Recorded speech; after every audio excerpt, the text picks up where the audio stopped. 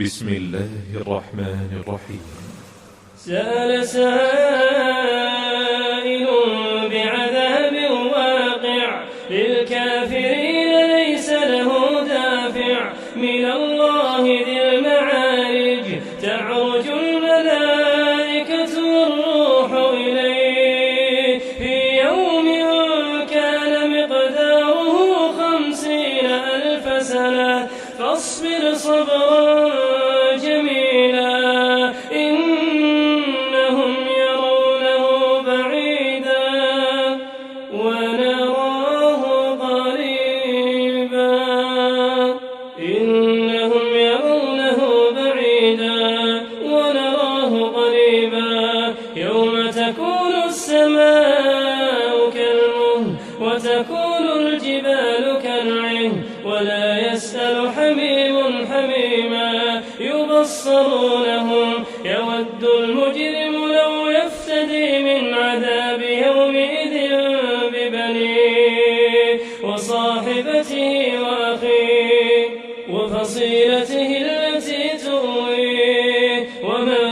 في الأرض جميعا ثم ينجيه كلا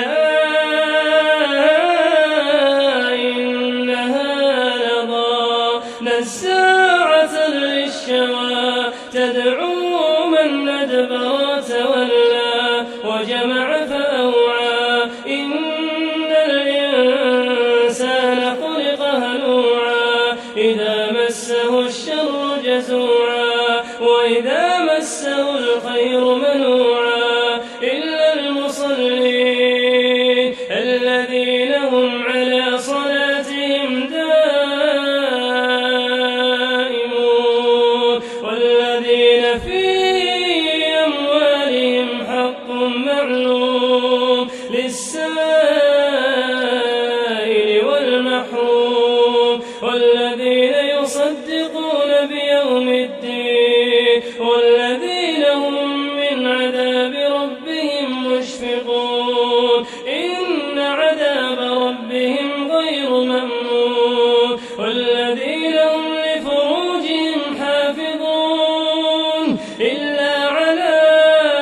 أزواجهم أو ما ملكت أيمانهم فإنهم غير ملومين فمن ابتغى وراء ذلك فأولئك هم العادون والذين هم لأماناتهم وعهدهم راعون والذين هم بشهاداتهم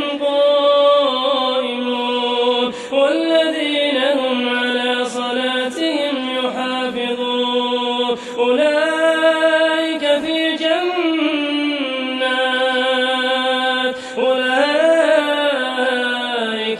جنات مكرمون فما للذين كفروا قبلك مهطعين عن اليمين وعن الشمال عزين أيطمع كل امرئ منهم أن يدخل جنة نعيم كلا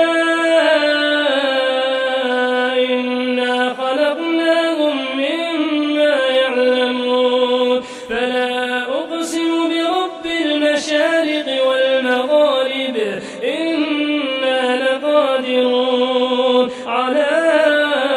أن نبدل خيرا منهم وما نحن بمسبوقين فذرهم يخوضوا ويلعبوا فذرهم يخوضوا ويلعبوا فذرهم يخوضوا ويلعبوا حتى يلاقوا يومهم الذي يوعدون يوم يخرجون من الأجداث سراعا